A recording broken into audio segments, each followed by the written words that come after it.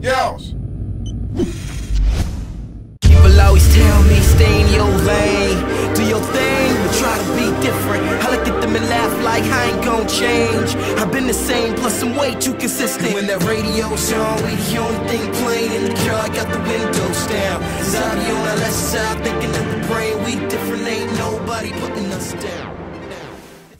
What is up, guys? It's X-Rays and welcome back to another episode of Cool Story Bro, a weekly series where you guys, the viewers, send in the craziest, most ridiculous, bonker-filled stories that you guys can come up with.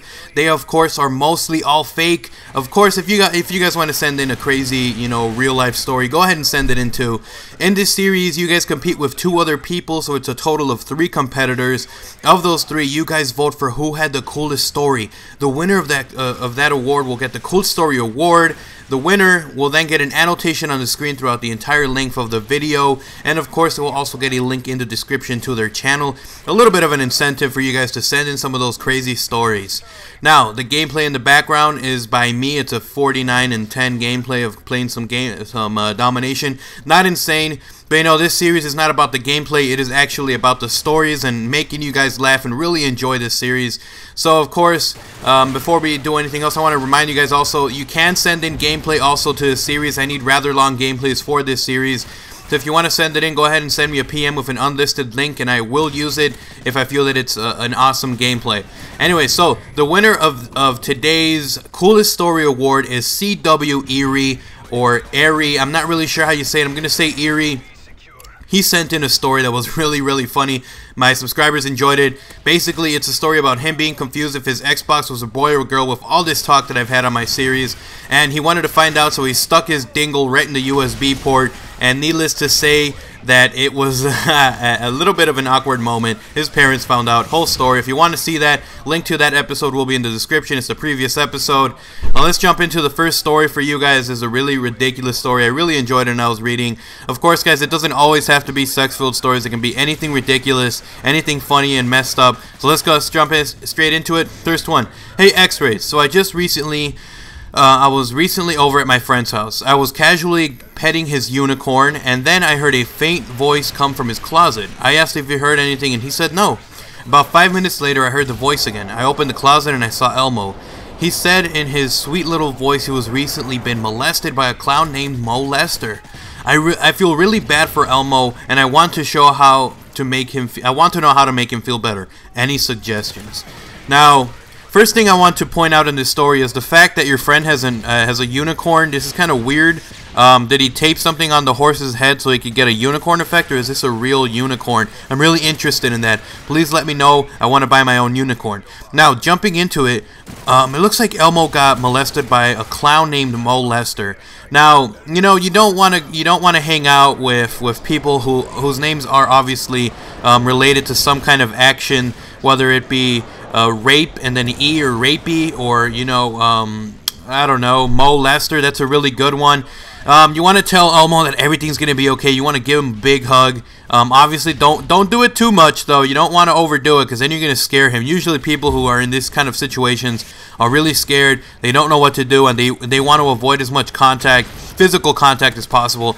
So you're gonna want to take Elmo down to Sesame Street, give him a little bit of that Sesame Street doobie. Try to find somebody, go to anybody who looks kind of shady. Ask them for a little bit of drugs just to, take the edge off of Elmo, because this is a really weird story, and I don't know, man. Elmo, you got to stop hanging out with these clowns that have these weird names. Mo Lester, I don't know, man. You're gonna have to try to calm him down, get him some doobie, go to Sesame Street, go to Big Bird, make him feel a little better, maybe stay in Big Bird's house for a while. And yeah, so tell your friend also to give me that information about the unicorn. Anyways, guys, I hope you guys enjoyed that story. Next one. This is a rather long one, so let's do this.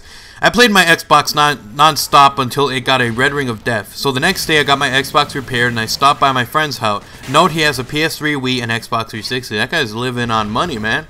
We connected my Xbox to see if it worked, and after an hour I went home. I connected my Xbox 360 and pressed the power button and nothing happened. So I asked, why are you doing this? And a red ring of death came on, and on the screen it said, take me back to my friend's house. So I called my friend and he said that his console wouldn't turn on. So I guess both of them were mutual. The next day I went to my friend's house and he plugged in my Xbox 360 and it turned on and the red ring of death was gone and my profile picture changed to a happy face. We agreed that I would take his Xbox. The same night I plugged in my Xbox and it got the same problem again, and now the text said, "Take me back to my friends." Which I did. So I brought back his console back and he said to take his PS3, but once again I got the same problem. So now I'm left without a console. LG X-Rays, tell me what can I do to change my console's mind? Also, all the consoles were black, but I'm white. So it looks like we got a situation here. I'm not going to say that your consoles are racist because you're white and they're black, because, you know, that's not going to happen. I don't think there's that kind of mentality going with the consoles. The only thing they think about is having fun, getting laid, and, you know, getting lucky. And, you know, being racist is not one of those things. It's honestly the way that I feel. Sometimes they get a little awkward when they're around each other, but it looks like you had the opposite situation here.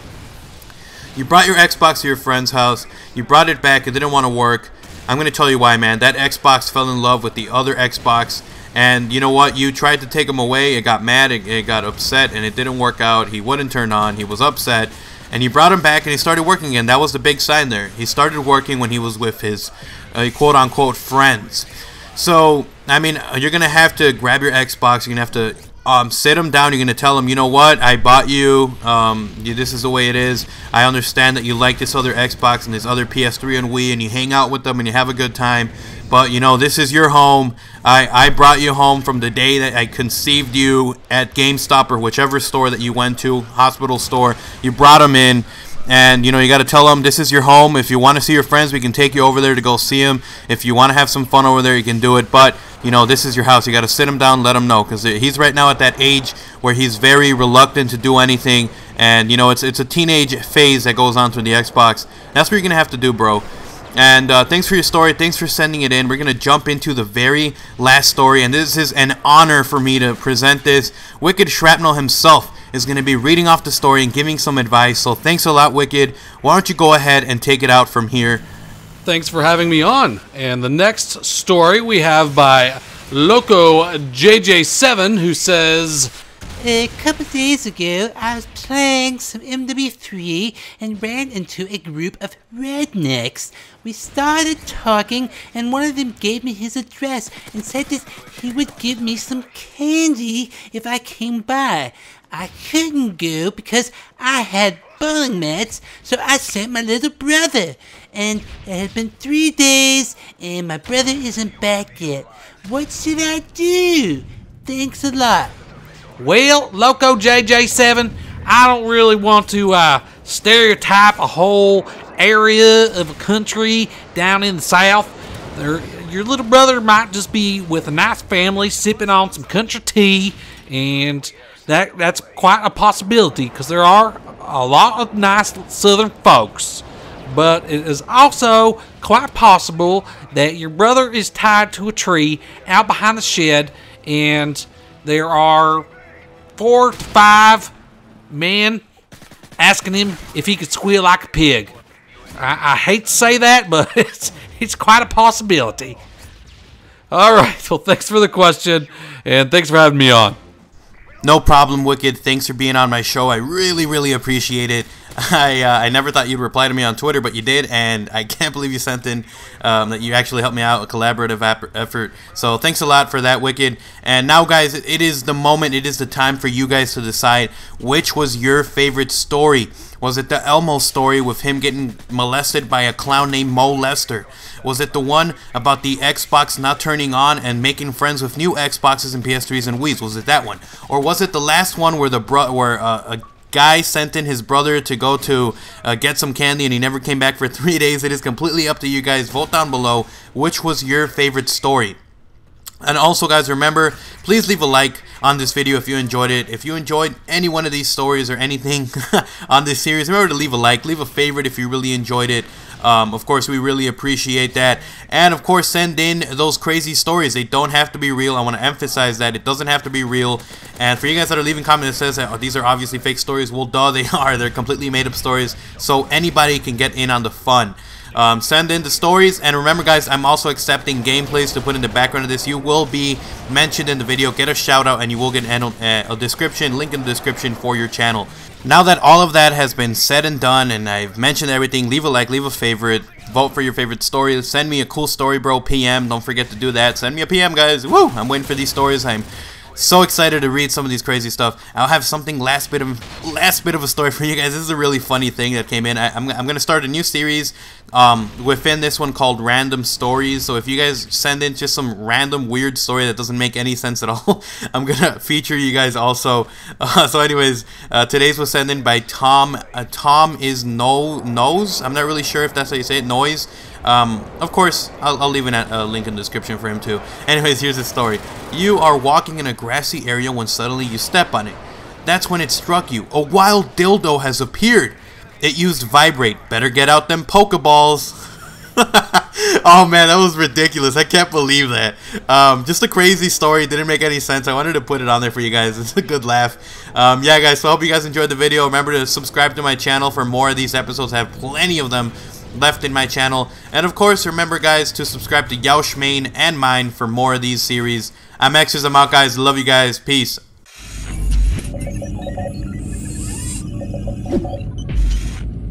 Yells.